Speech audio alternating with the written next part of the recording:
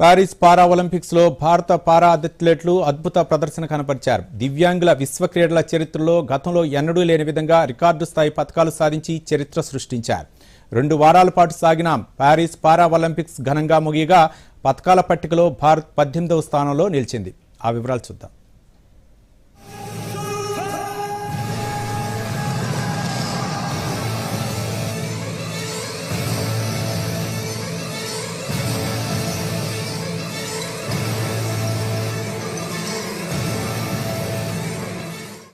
She is an amazing archer, she tells Devi.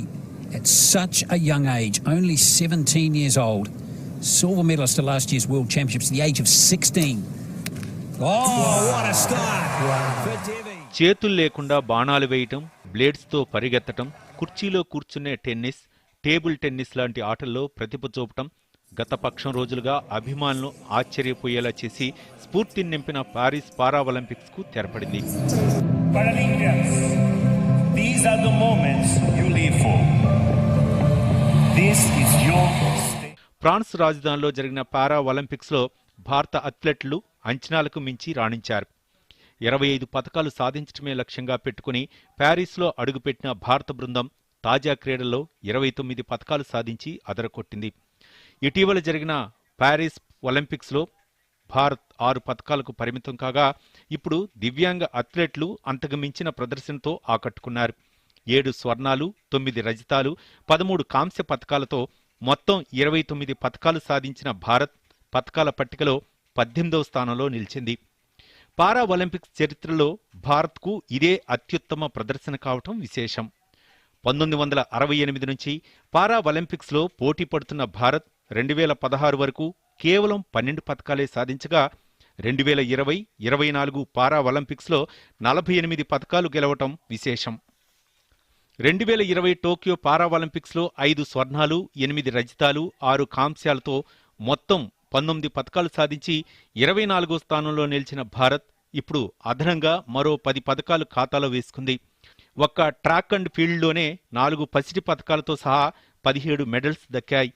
94 స్వర్ణాలు, 76 రజతాలు, 50 కాంస్యాలతో ఓవరాల్గా 220 medals నెగ్గిన China పతకాల పట్టికలో అగ్రస్థానం దక్కించుకుంది. 49 పసిడి పతకాలతో కలిపి 124 మెడల్స్ నెగ్గిన బ్రిటన్ రెండో స్థానం దక్కించుకోగా 36 స్వర్ణాలు సహా 105 పతకాలు నెగ్గిన అమెరికా మూడో స్థానం సాధించింది. మహిళల 10 మీటర్ల షూటింగ్లో అవని లేఖరా పసిడి పతకంతో మెరవగా బ్యాడ్మింటన్ పురుషుల సింగిల్స్లో నితీష్ కుమార్ బంగారు పతకం సాధించాడు. జావెలిన్ త్రోలో డిఫెండింగ్ ఛాంపియన్ సుమిత్ అంటిల్ అదే జోరు కొనసాగిస్తూ స్వర్ణం కైవసం చేసుకోగా పురుషుల క్లబ్ త్రోలో ధరంవీర్ సింగ్ పసిడి పతకం చేజెక్కించుకున్నాడు. ఆర్చరీ రికర్వ్ విభాగంలో హర్వీందర్ సింగ్ స్వర్ణ పతకానికి గురిపెట్టగా హై జంప్లో ప్రవీణ్ కుమార్ ఆసియా రికార్డు బద్దలు కొడుతూ స్వర్ణంతో మెరిశాడు. ఇక పోటీల చివరి రోజు పురుషుల జావెలిన్ త్రోలో నవదీప్ సింగ్ పసిడి పతకం సాధించాడు. పారిస్ పారా ఒలింపిక్స్లో తెలంగాణ యువ అథ్లెట్ జవాన్జీ దీప్తి కాంస్య పతకంతో సత్తా చాటింది. చిన్నప్పటి నుంచి బుద్ధిమాంద్యంతో బాధపడుతున్న దీప్తి ఎన్నో కష్టనష్టాలకు వచ్చి ట్రాక్పై పరుగులు తీసింది. ప్రపంచ రికార్డుతో పారిస్లో అడుగుపెట్టిన దీప్తి మహిళల T20 400 మీటర్ల రేసులో 3వ స్థానంలో నిలిచి కాంస్యం గెలుచుకుంది. తద్వారా పారా ఒలింపిక్స్లో పతకం నెగ్గిన తొలి తెలుగు అథ్లెట్గా రికార్డు సృష్టించింది. కేంద్ర ప్రభుత్వం మౌలిక వసతులు పెంచి క్రీడలకు పెద్దపీట వేస్తుండటంతో గత కొంతకాలంగా అంతర్జాతీయ క్రీడా యవనికపై భారత అథ్లెట్లు చక్కటి ప్రదర్శనతో పతకాలు కొల్లగొడుతున్నారు. Bureau report, Doordarshan news.